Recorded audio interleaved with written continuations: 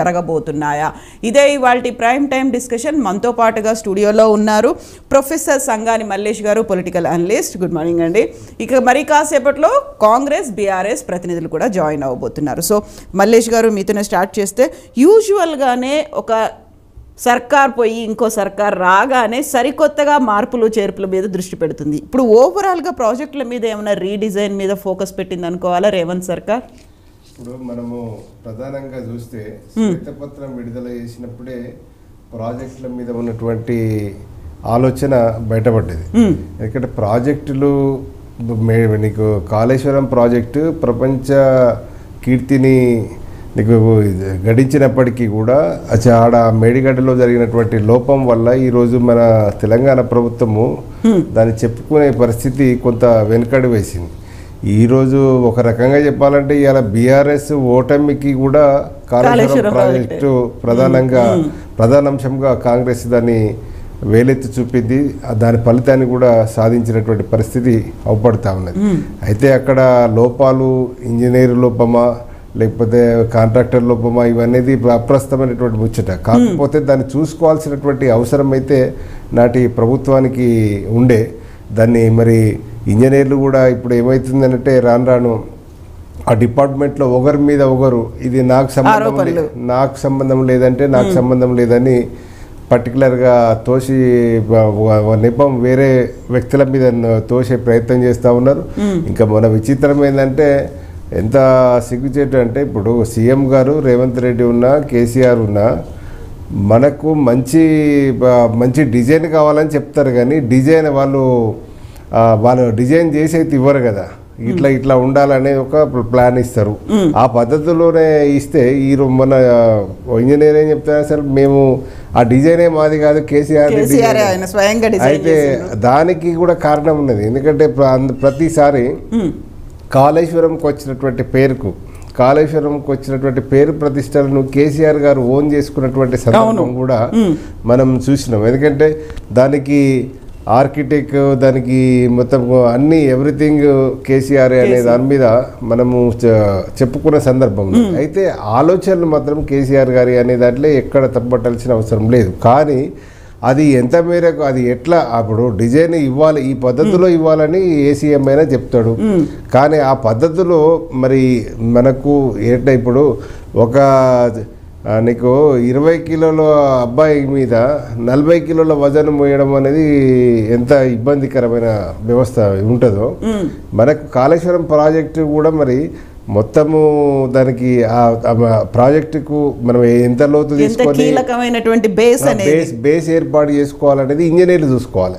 ఆ ఇంజనీర్ల తప్పిదము వల్ల ఈరోజు ప్రభుత్వమే మారిపోయే పరిస్థితి. అయితే దానికి ఇప్పుడు కాంగ్రెస్కు అదొక నీకు బలమైన ప్లస్ పాయింట్. అందులో ఎక్కడ మనము ఇది చేయాల్సినటువంటి అవసరం లేదు. ఎందుకంటే ఎలక్షన్ తర్వాత అంశం ముంగడికి వస్తే బీఆర్ఎస్ బయట కొంత సేఫ్ అయ్యేది, అది రెక్టిఫై చేసుకునే అవకాశం ఉండేది.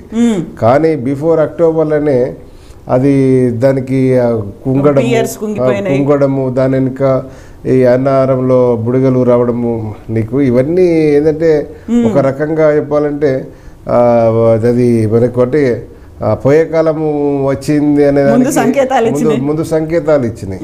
దాన్ని కొంత అది ఏదన్నా యాక్సిడెంటల్గా జరిగి ఏమన్నా ఉంటే రెక్టిఫై చేసుకునే అవకాశం, అది ప్రాజెక్ట్ కదండి, ప్రాజెక్ట్ కనుక రెక్టిఫై చేసుకునే అవకాశం కూడా లేదు ఆ కొద్ది సమయంలో. ఇప్పుడు అనుమానం వచ్చింది, దానికి ప్రాబ్లం వచ్చినప్పుడు ఏంటంటే గ్యాప్స్ వచ్చినప్పుడు అది రెక్టిఫై చేసుకునే అవకాశం కూడా లేదు.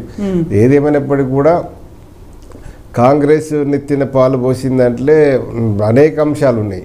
అందులో కాళేశ్వరం ప్రాజెక్టు సంబంధించింది కూడా ఒకటని చెప్పుకోవచ్చు. ఎందుకంటే ప్రాజెక్ట్ అయితే ఇప్పుడు మరి ఈరోజు మంత్రివర్గం అంతా కూడా మనకు బృందం అంతా కూడా చూడడానికి వెళ్తూ ఉన్నారు. అప్పుడు కూడా ఎలక్షన్ స్టార్ట్లో భాగంగా ఈవెన్ మన మాజీ జాతీయ అధ్యక్షుడు మన కాంగ్రెస్ ముఖ్య నేత కూడా రేవంత్ రెడ్డి గారు కూడా పోయి చూసినటువంటి సందర్భం ఉన్నది. ఏది ఏమైనా మైలేజ్ మాత్రం కాంగ్రెస్ దాన్ని తీసుకున్నది.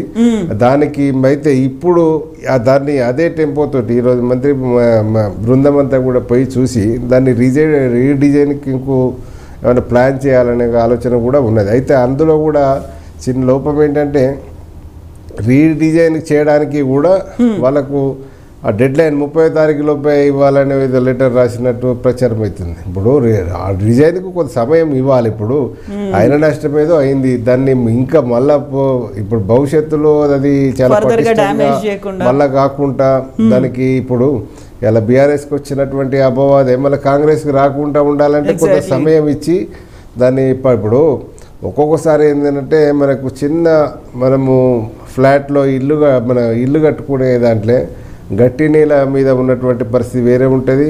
ఒక బావి బొంద ఇప్పుడు రియల్టర్స్ ఏం చేస్తారంటే అమ్ముకోవడానికి కొరకు బావి మొత్తం పేద బావిని నింపి ఇస్తే అలా మన ఫిల్లర్ వేస్తే ఏముంటుంది, కుంగపోతే ఏం చేస్తుంది అంటే మనకు దానికి గతము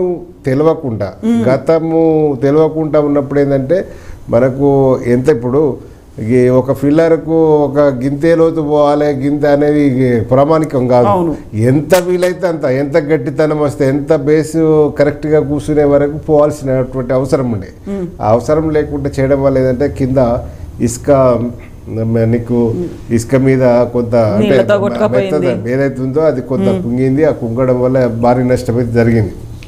ఇలా ఆర్థికంగా నష్టము ప్రభుత్వాన్ని మనకు తెలంగాణకు జరిగిన భారీ నష్టం అయితే మాత్రము నీకు కేసీఆర్కి జరిగిందనేది మనకు ఫలితాలను బట్టి తెలిసింది. అది ఏమైనప్పటికీ కూడా మరి మేడిగడ్డను మనకు మరి రీడిజైనింగ్ చేసి, ఎందుకంటే రీడిజైన్ చేసి దాంట్లో కూడా కొంత ఉన్నది. ఎందుకంటే అవకాశము ఎక్కువ టైం కనుక ఇస్తే పర్ఫెక్ట్గా దాన్ని కొంత వాళ్ళు స్టాండర్డ్గా తీసుకునే అవకాశం ఉంటుంది. ఇప్పుడు హడావుడి 4.5 ఏళ్లలో పెద్ద ప్రాజెక్టును మనకి రికార్డ్ స్థాయిలో కట్టిరు. దానికి కూడా ఇప్పుడు ఏమైందంటే ఇంజనీర్లు మమ్మల్ని తొందర పెట్టిరు, మమ్మల్ని ఇది చేసిరు, మేము ఆలోచించుకునే అవకాశం ఇవ్వలేదని చెప్పి ఎస్కేప్ అవుతున్నటువంటి సందర్భం. మరి అదే పరిస్థితి ఇప్పుడు కాంగ్రెస్కు రావద్దు అంటే కొంత టైం ఇచ్చి దాన్ని పకడ్బందీగా నిర్మాణానికి రీజైన్ చేసిన వాళ్ళకు మళ్ళా కాంట్రాక్టర్కి ఎలాంటి అగ్రిమెంట్ ఉన్నా కూడా వాళ్ళు చేసే అవకాశం ఉన్నా కూడా వాళ్ళను ఒప్పించి చేపించే పరిస్థితి కూడా రావాలంటే కొంత సమయం ఇవ్వాల్సినటువంటి అవసరం అయితే ఉన్నది. ఎస్ అండి. మల్లేష్ గారు